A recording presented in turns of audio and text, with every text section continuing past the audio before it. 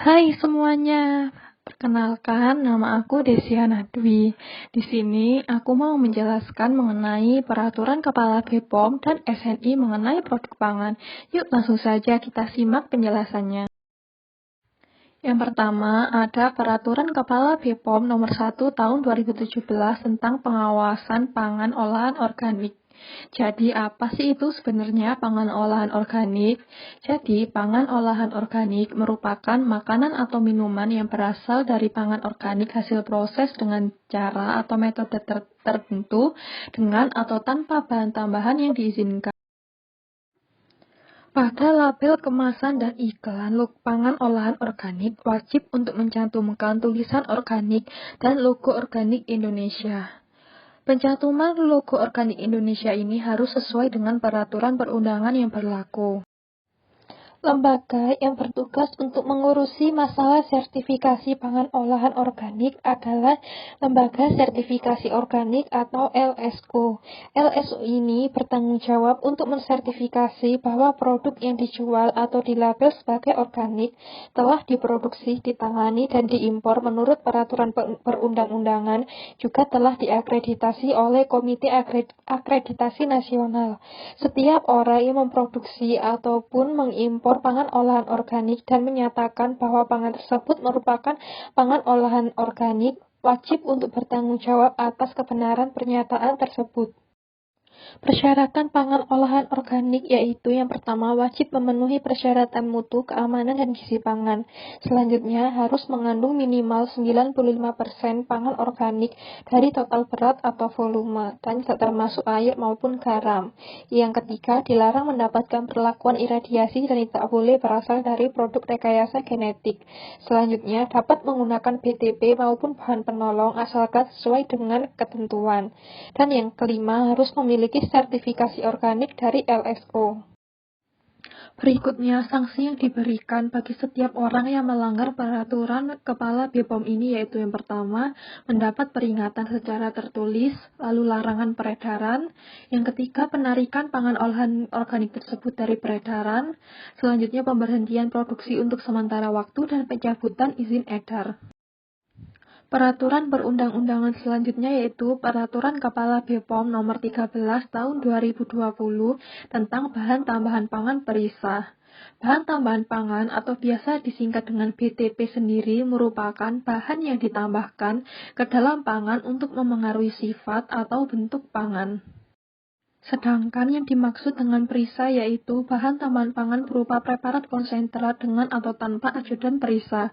Perisa ini biasa digunakan untuk memberikan maupun meningkatkan flavor dengan pengecualian rasa asin, manis, dan asam. BTP perisa sendiri terdiri atas bahan pembuat perisa dengan ajudan perisa dan bahan pembuat perisa tanpa ajudan perisa. Selanjutnya, berdasarkan sumber dan proses pembuatan, BTP perisa dapat dikelompokkan menjadi perisa alami, perisa identik alami, dan perisa artifisial.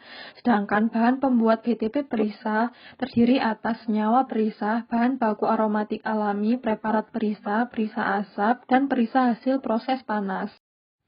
Lalu, persyaratan mengenai ajudan perisa maupun bahan pembuat BTP perisa seperti senyawa perisa, perisa asap, bahan baku aromatik alami, dan sebagainya harus sesuai dengan jenis yang diizinkan pada peraturan Kepala BPOM ini.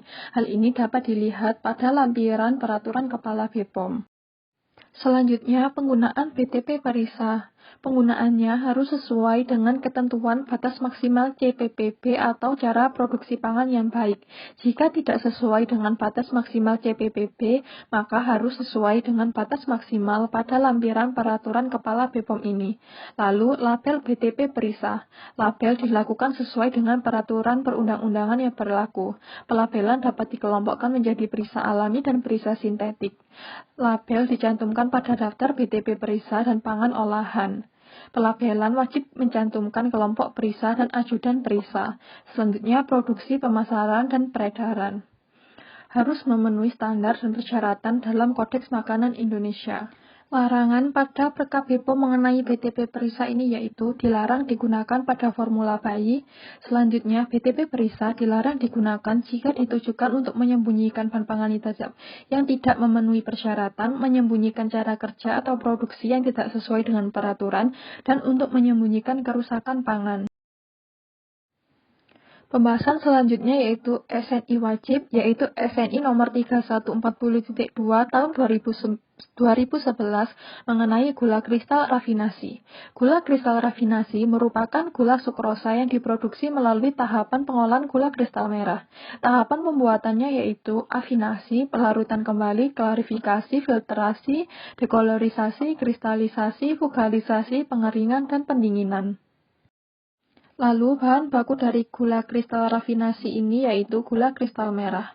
Selanjutnya, bahan tambahan pangan diizinkan pada pembuatan gula kristal rafinasi ini asalkan sesuai dengan peraturan yang berlaku. Klasifikasi gula kristal rafinasi dibedakan menjadi kasar, sedang, dan halus. Berikutnya, pengemasan gula kristal rafinasi harus dikemas dalam wadah yang tertutup rapat dengan berat minimal 25 kg. Kemasan tidak mempengaruhi atau dipengaruhi isi dan aman selama proses penyimpanan dan pendistribusian. Selanjutnya, pada label kemasan harus mencantumkan ukuran partikel gula dan pernyataan hanya untuk konsumsi industri pangan dan tidak dijual eceran. Lalu, cara uji gula kristal rafinasi dilakukan sesuai dengan ketentuan yang ada pada SNI ini. Syarat mutu gula kristal rafinasi dapat dilihat pada tabel yang tercantum. SNI selanjutnya yaitu SNI yang bersifat sukarela dengan nomor 3143 tahun 2011 tentang minuman teh dalam kemasan. Jadi, minuman teh dalam kemasan merupakan produk minuman yang diperoleh dari seduhan teh atau ekstrak teh atau teh instan atau campurannya dalam air minum dengan atau tanpa penambahan gula, BTP, atau bahan lain yang diizinkan dan dikemas secara kedap udara. Syarat mutu dari minuman teh dalam kemasan dapat dilihat pada tabel yang tercantum berikut ini. Higienitas minuman teh dalam kemasan harus sesuai dengan peraturan yang berlaku mengenai pedoman cara produksi pangan olahan yang baik. Pengemasan minuman teh dalam kemasan dikemas dalam wadah yang tertutup kedap, tidak mempengaruhi dan dipengaruhi isi, dan aman selama penyimpanan maupun pendistribusian. Sedangkan syarat penandaan minuman teh dalam kemasan yaitu dilakukan sesuai dengan peraturan yang berlaku mengenai label dan iklan pangan. Nah, jadi itu dia penjelasan dari saya. Kurang lebihnya, saya mohon maaf dan saya ucapkan terima kasih atas perhatiannya. Sampai jumpa di kesempatan selanjutnya.